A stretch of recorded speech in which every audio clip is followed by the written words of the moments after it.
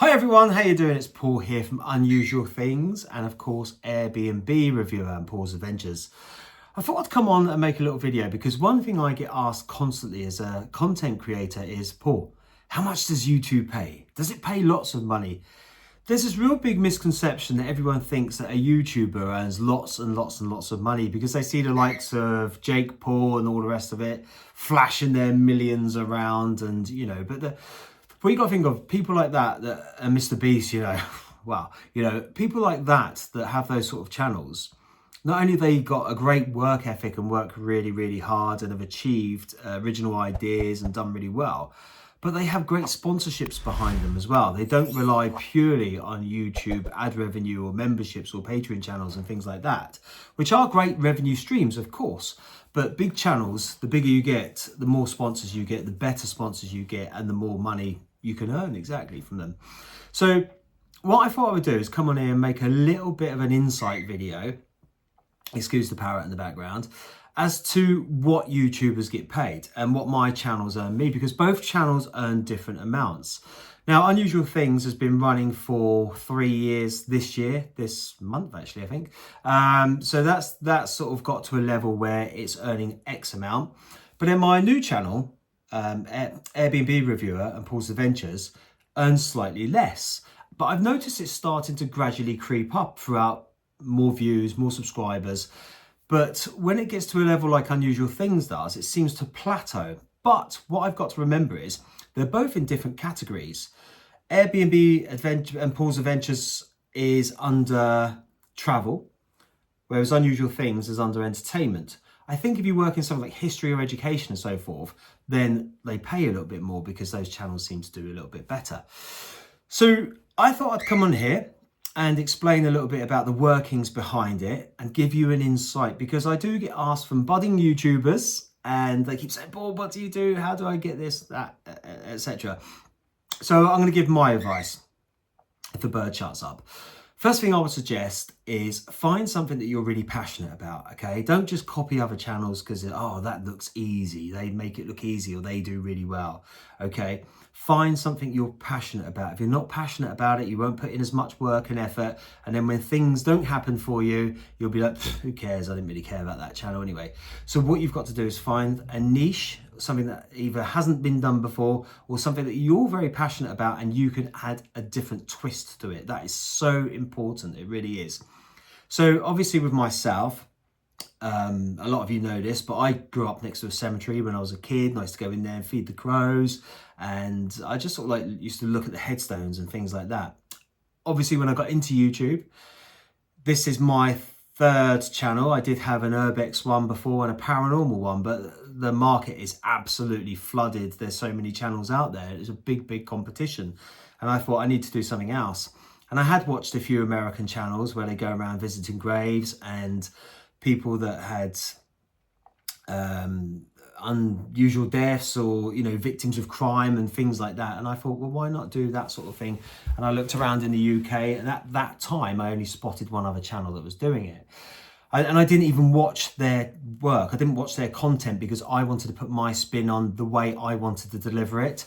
I'm a previous radio presenter, and I've also worked in the public as a hypnotherapist as well. So I've had great experience working with the public and presenting.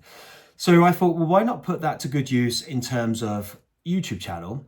Obviously, I've got an interest in like celebrities, people of history, of different cultures, etc. And I thought, well, I'm going to start up a grave visiting channel. And I did. I started off with Alec Guinness, which was my very first one 3 years ago. And it seemed to do okay. And I thought, well, this is all right. And the subscribers started to grow and the viewers started to grow, etc., etc. And I just kept doing more and more. And I just kept bashing out the content. I didn't even look at the numbers. I wasn't interested. I just kept putting out the work. Bang, bang, getting out as many grave visits as I can.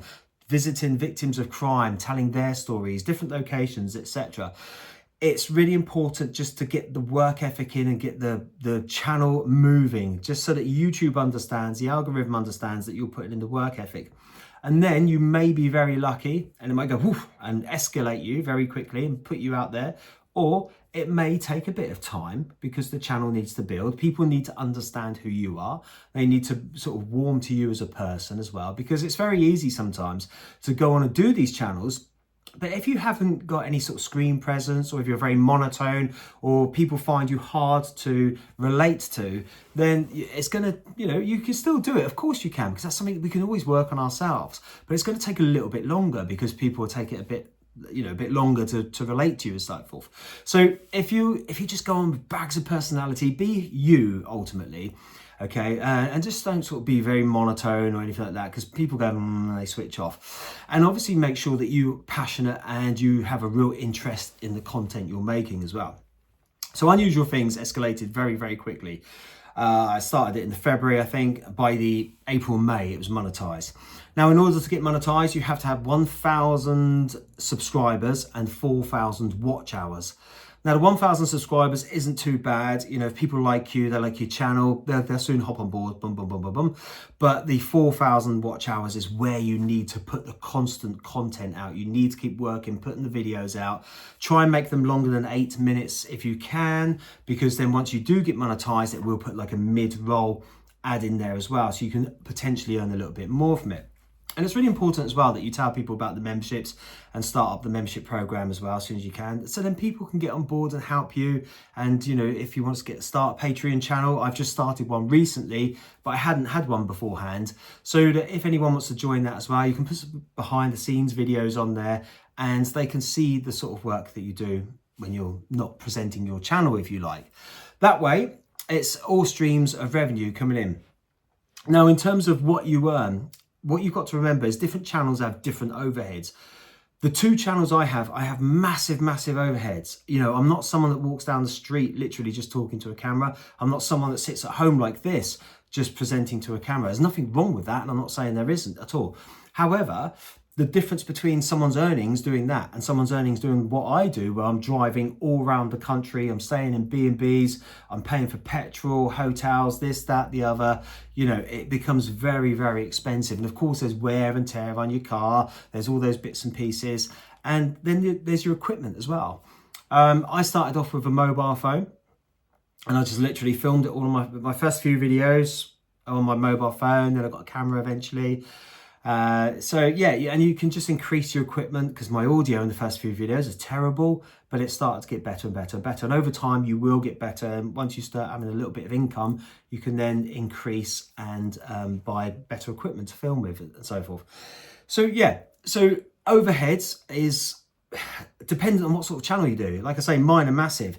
So any earnings I make from YouTube go straight into earnings. My channels, they can have good months and they can have bad months, but I still have massive overheads to pay out of that. And sometimes it's very easy to overlook that. People go, oh yeah, but blah, blah. And there's also the time and the commitment as well. When you're working from home with a YouTube channel, you just literally plonk your camera on like this, sit there, present your program, and you're finished. With mine, I'm getting up at like 3 or 4 in the morning, driving halfway up across the country in the pitch black, hanging around cemeteries or churchyards in the pitch black, filming, So there's all those different elements. There's so many variables when you have a channel where you're out on the road as well. So you must take that into consideration when you think about starting a new YouTube channel. You really have to think, can I commit to that? I work as well. So I work for the NHS. So I've got a very demanding job within that. And my spare time, I'm on the road most of the time filming. And then when I come home, I can't just switch off and put my feet up, because another thing that people don't tell you about is editing as well. Editing can take hours and hours and hours. And it's really important to try and get a good editing program as well if you can. I use Filmora, Wondershare, the latest one I think is 14, but they're always updating it. And I like it, I feel comfortable with it. Another good one is Adobe Audition. They do editing program as well. The Adobe Audition, I think, is just the Audible side, but I think they also do an editing program as well. I personally like Wondershare, Filmora. I'm comfortable with it now and I use it a lot. But there's a lot of time and commitment that goes into that as well. So it's really, really important that when you make this commitment, when you want to start your new YouTube channel, you take all these factors into consideration. Otherwise, you're just going to be caught short and you're going to be thinking, why on earth did I start doing this topic or this subject?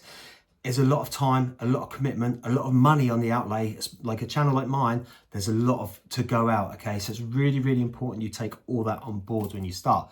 Okay, getting down to the finances. These are the important parts that everyone wants to know. How much does a YouTuber earn? Okay, what you got to remember is so you get paid per 1,000 views, okay? It's really important to remember that. You don't get paid unless 1,000 views happen. Now, it is variable, okay? Because it works on the advertising that they sell and how big or small your channel is, okay? My newest channel, I've got it written down because I can't remember off the top of my head, Airbnb Reviewer and Paul's Adventures.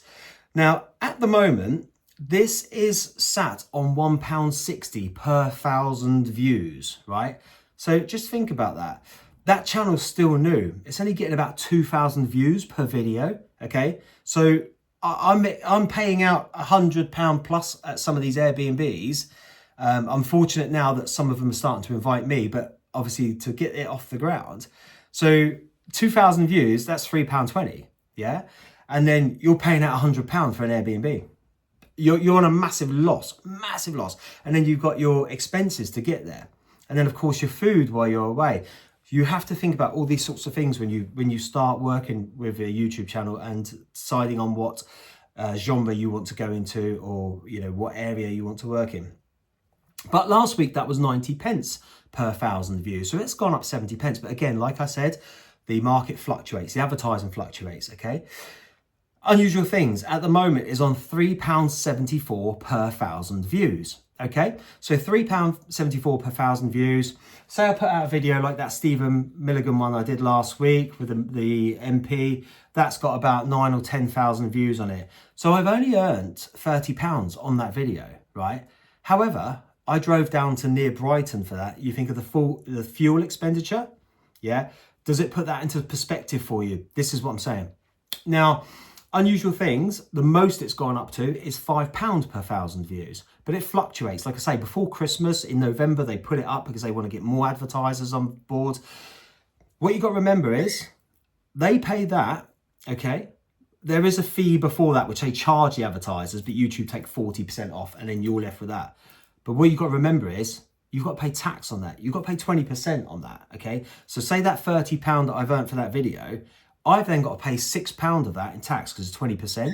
Yeah, so that leaves me £24. So again, it's in a negative straight away because it costs more than £24 for my time and for me to drive to Brighton to go and film it. And then obviously to come home, edit, etc., etc., etc. See? So when people say, oh, YouTubers earn loads of money, break it down. Be in the real world, depending on what area you're working in, what subject you're working in, etc. Your overheads, massive thing. Tax, 20%. Don't forget all these things come into play. It's really important you take this on board. Okay. Now, in terms of shorts, Airbnb Reviewer Paul's Adventures, that earns 6 pence per 1,000 shorts. I put one short out on that, I think. And for a live, it's £2.71 per 1,000 views. Now, lives don't usually get as many views as what a normal video does. You put your normal video out and all the rest of it. A live will only stay there for about a day or two and then it just dies off. People don't tend to watch a lot of lives afterwards. Unusual Things, 62 pence per 1,000 views on the shorts. Again, not worth it. And the lives currently £6.19. Okay, so I hope, again, don't forget expenses, overheads, 20% tax. Yeah, are you with me? So that's why when YouTubers have memberships and have Patreon pages and they have large overheads, we are so grateful to our viewers and our subscribers because it really helps. Because a lot of the time, the people like us that are on the road, we can tend to work in negative equity if the numbers aren't always there. And that's why I always say to people, even if it's someone that you're not that interested in, please just watch the video because it really helps with the viewing figures, and the viewing figures help with the money. That enables us to travel further, film more videos, etc., etc. Okay.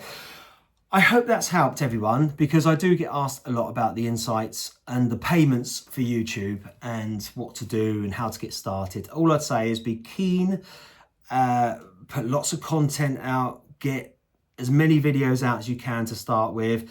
Be likable, be personable on camera as well. Be someone that some people can relate to, and they say, oh, I'd like to go down a pub with him, or I'd like to have a laugh with him, or, you know, or her, or whatever. Okay, so just be mindful of how you are on camera as well, and just try and speak clearly, speak loudly enough for people to understand you. And even if you're someone, when I was a radio presenter, I used to speak really fast, blah, blah, blah, but you just slow it down. After time, you just get used to it and you start slowing your speech down a little bit. And yeah, if you've got any more questions, please leave it in the comments down below. Please thumbs up this video. If you haven't done so already, please subscribe to this channel. I know this is something completely different for my YouTube, but I thought I would do it because I get asked so many times, Paul, what do YouTubers earn? How do I go about starting in the business, etc., etc. Okay, so I hope that answers as much as you can. And thanks for watching, and I'll see you all real soon. Take it easy.